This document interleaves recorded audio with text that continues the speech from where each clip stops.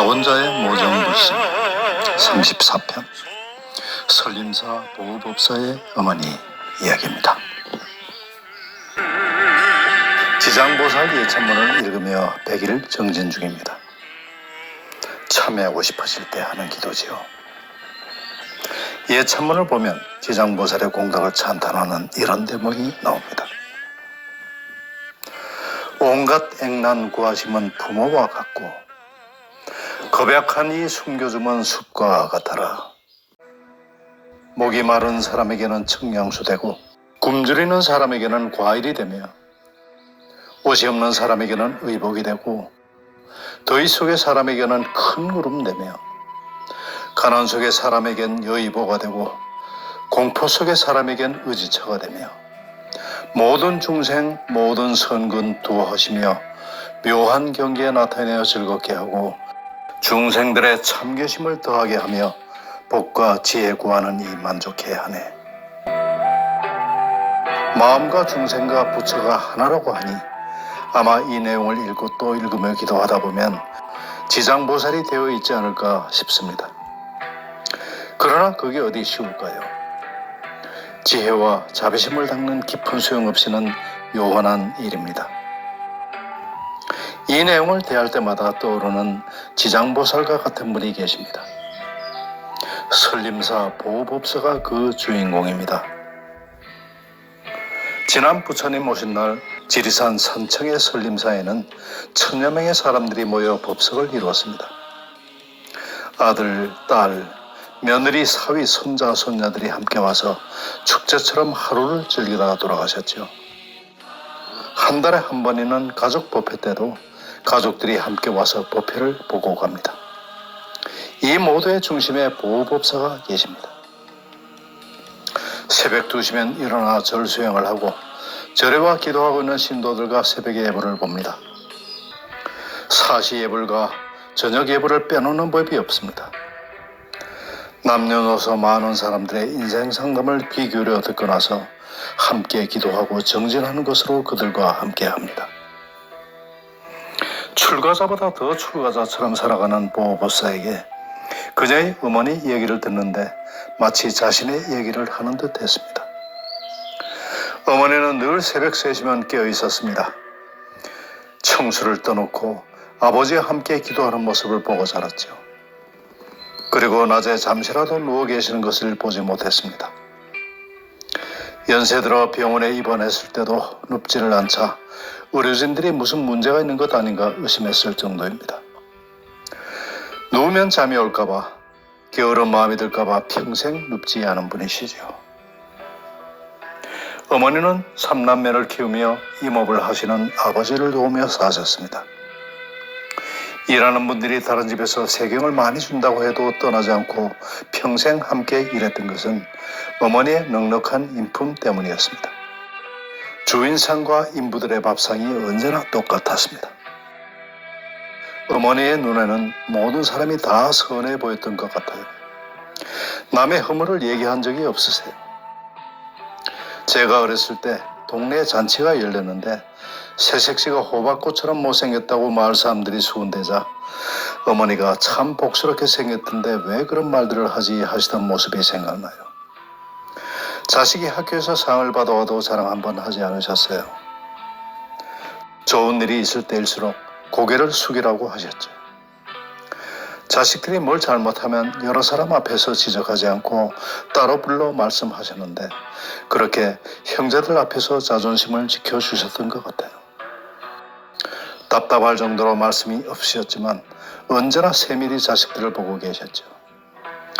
뿌리가 드러나 흙이 필요한 나무에 거름을 주어야 하는 것처럼 부모도 그런 존재라고 생각하며 자식을 키우셨어요.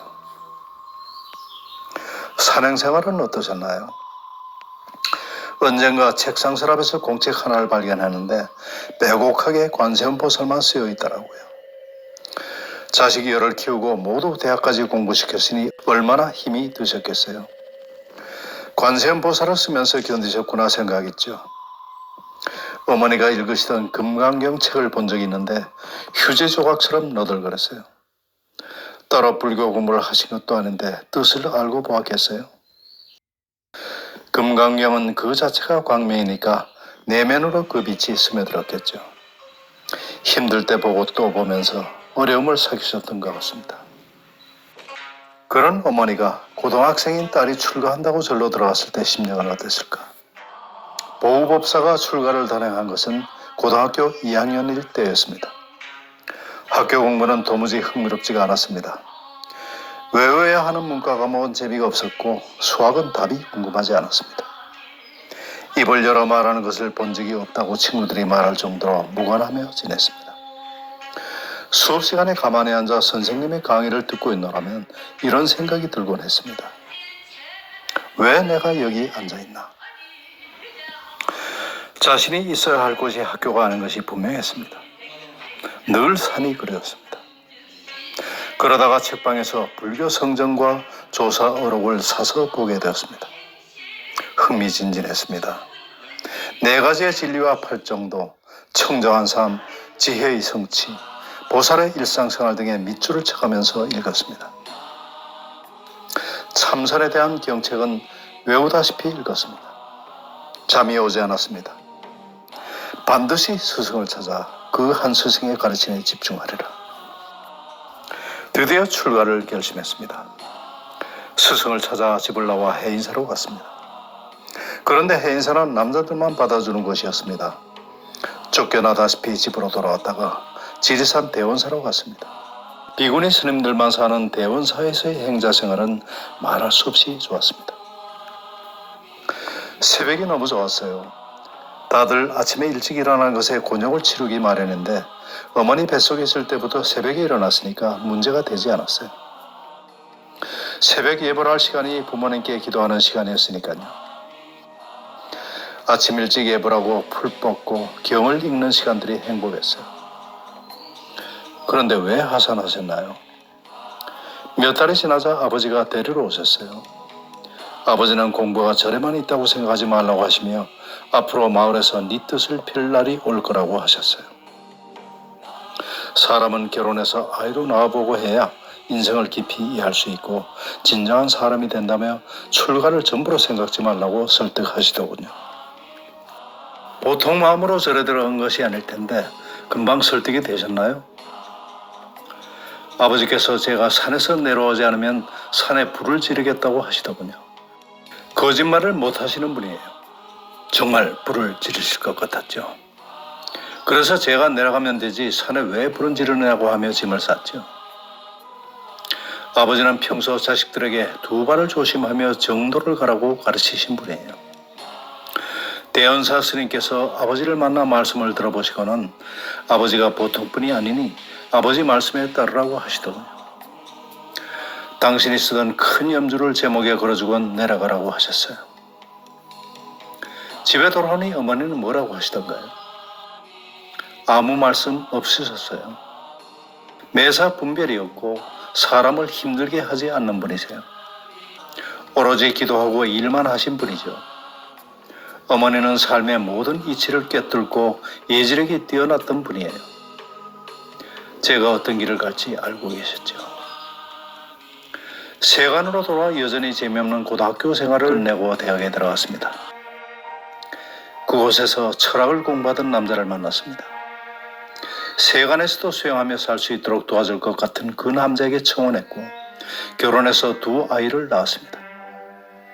아이들을 키우며 부모로부터 오기 이전에 본래 면목을 화두로 들고 정진했습니다. 매일 80배는 기본이고 3000배, 5000배, 10000배를 수시로 했습니다. 그 과정에서 수많은 수행 체험을 하면서 고통받는 중생들과 함께 살아갈 것을 소원했고 훌륭한 스승을 만나 잘 공부할 수 있기를 기도했습니다. 지성이면 감천이라고 했던가요? 그러던 어느 날 드디어 그 한 스승을 만났습니다. 김천 수도암에서 절수행을 하며 백중기도를 하고 있을 때였습니다. 백중일에 수도암에 다니러 온 해인사 큰 스님 앞에서 무릎을 꿇고 그동안 공부하는 과정에서 일어났던 경계들을 말씀드렸습니다. 묵묵히 듣고 있던 큰 스님께서 입을 여셨습니다. 퇴살당으로 한번 오너라. 가게 되면 누구라고 하고 들어가야 합니까? 성품을 화려히 깨치다. 화련생이 왔다고 일러라. 그 자리에서 법명을 준 스승님은 해인사 방장과 종종으로 계시던 법전 큰 스님이었습니다. 그렇게 평생 여머리던 스승을 만나 퇴솔 땅을 찾아갔을 때 공부하는 방법을 일러주시고는 다음에 올 때는 가족을 데리고 오라고 명하셨습니다. 교사인 남편, 연년생인 고등학생 남매를 데리고 갔더니 중국의 방거사 가족 모두가 견성한 이야기를 들려주셨습니다. 그리고 발심해서 철저히 공부하면 얼마든지 방거사 가족처럼 견성할 수 있다며 가족 모두 출가하기를 권하셨습니다. 평범하지 않은 가족임을 알았던 것입니다. 차를 마시면서 항상 진리에 관한 이야기를 나누던 가족이었습니다. 세속에서의 부귀영화에 대한 이야기는 꿈에도 없었습니다.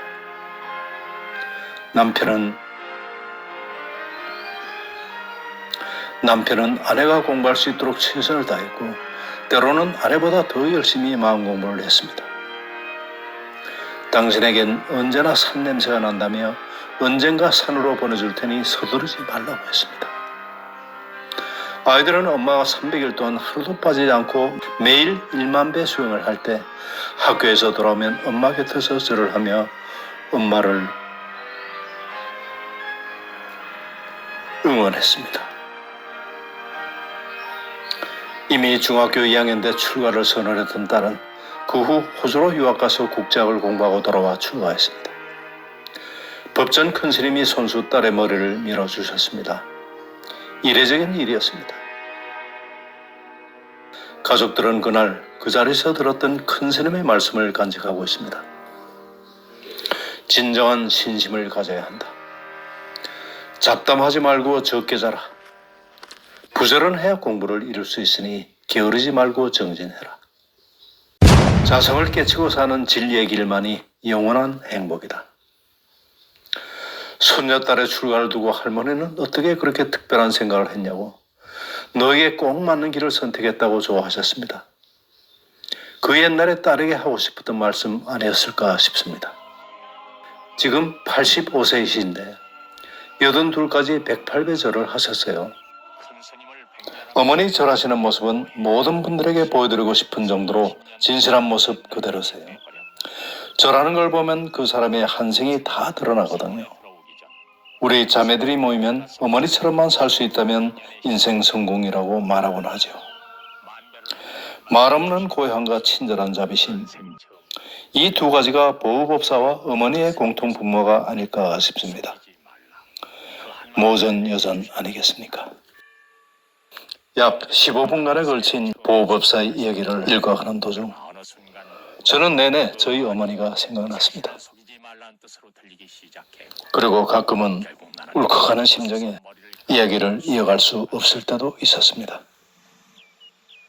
저희 집안은 대대로 할머님 때부터 어머니까지 그리고 집사람에 이르기까지 독실한 불가의 집안입니다. 다만 저는 엉터리 불사입니다.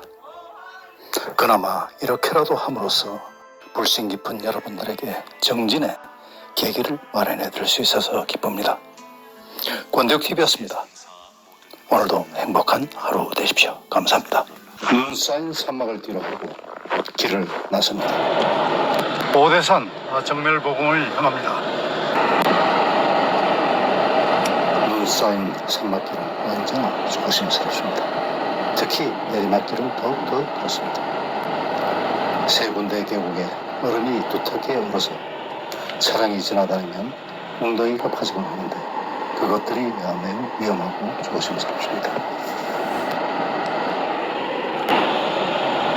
산막길을 내려가서 고속도로에 선생님 정신사리가 정말 있는 거야? 등교라고 하는 거는 신해행증이야. 일단은 믿고 시작을 해야 돼요. 그 다음에 이해를 해야 돼. 그리고 내가 증명을 해야 돼. 그 다음에 행하고 증명을 하는 거거든. 그래서 신해행증이야. 그러니까 내가 해보고 해야 돼. 엉터리 불자인 저는 늘 고구에게 이것저것 질문을 합니다. 정멸보응이 무엇이냐? 부처님의 진신사리가 모셔져 있다고 하는데 정말이냐? 이런 택도 없는 질문에 고고는 차분하게 대답합니다. 믿는 것이 먼저라. 믿어야 한다. 이런 저런 이야기를 나누고 하는 동안 어느덧 오대산 입구에 도착했습니다.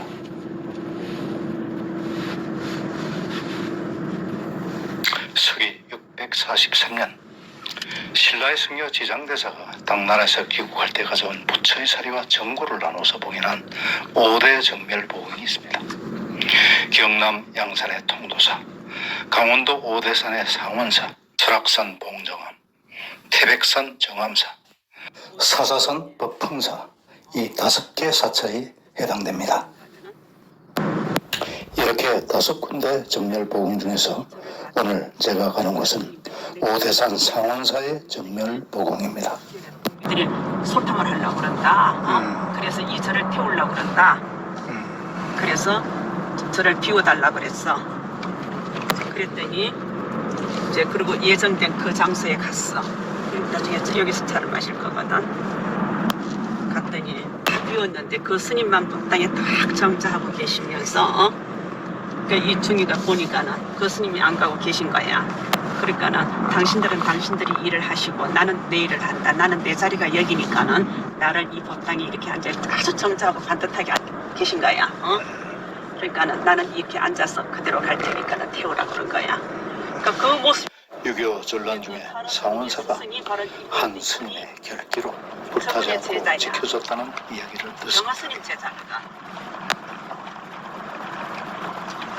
다행히 눈이 없어서 다행이다. 나 여기 눈이 많이 있을까 걱정했는데. 이곳 상원사가 처음입니다. 2016년 11월에도 많이 왔습니다. 2018년 12월에도 왔었습니다.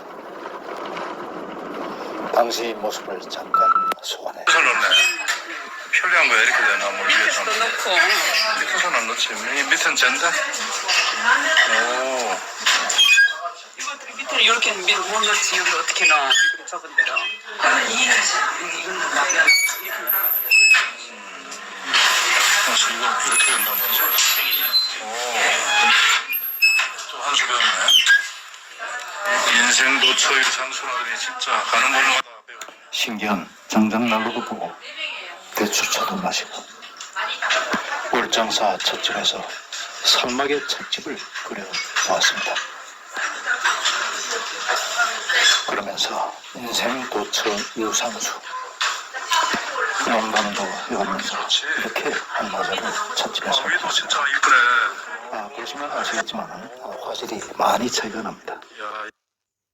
아니라고 혼자서 잘 익혀줍니다. 나도 괜찮아. 굴떡이며 큰 계단길을 돌다 정멸보궁 중간 지점에 위치한 종무소에 들려서 간단한 예물을 준비합니다. 목탁 소리가 은은하게 들리고 아름다운 풍광입니다.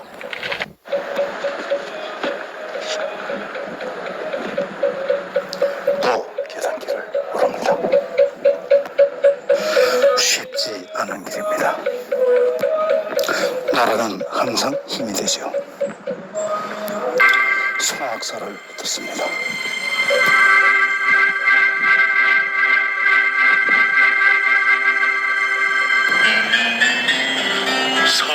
산모퉁이 바라더라 성악사 이끈을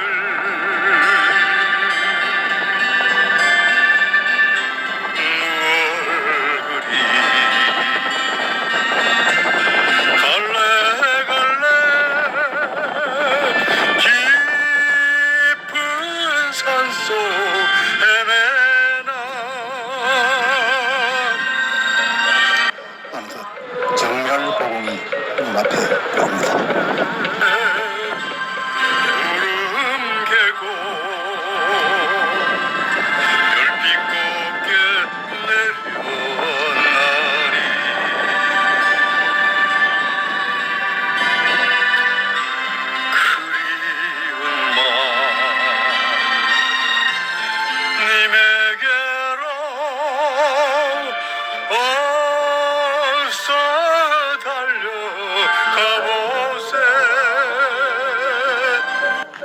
하나님의 진신사리가 묻혀져 있는 오대산 정령 복음.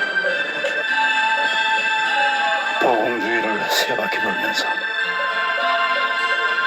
마음속으로 기도했습니다. 큰 며느라의 건강이 빨리 회복되기를 빌었습니다. 나와 우리 가족들이 모두 건강하기를 빌었습니다.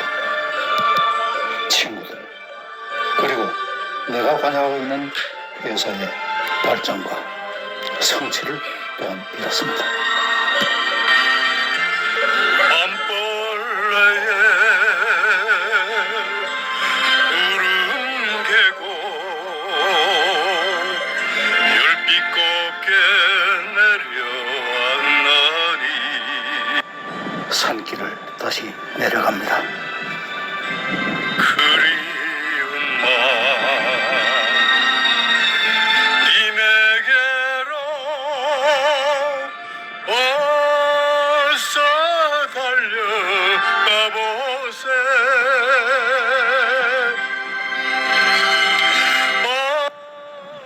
저 높은 산사에 계신 스님들에게 필요한 물품을 나르는 모노레일을 보면서 문명의 이익은 무엇이며 수행이란 무엇인가를 생각합니다.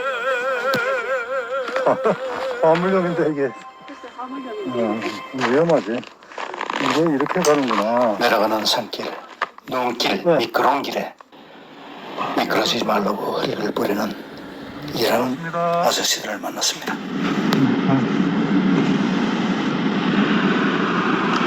그냥 지나칠 감사의 인사를 드립니다.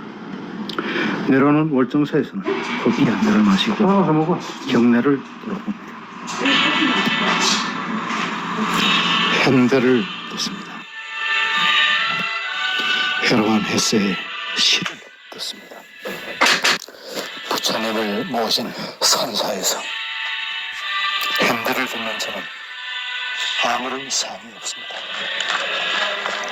종교에도 신념에도 그리고 사상도 경계가 없지 않습니다.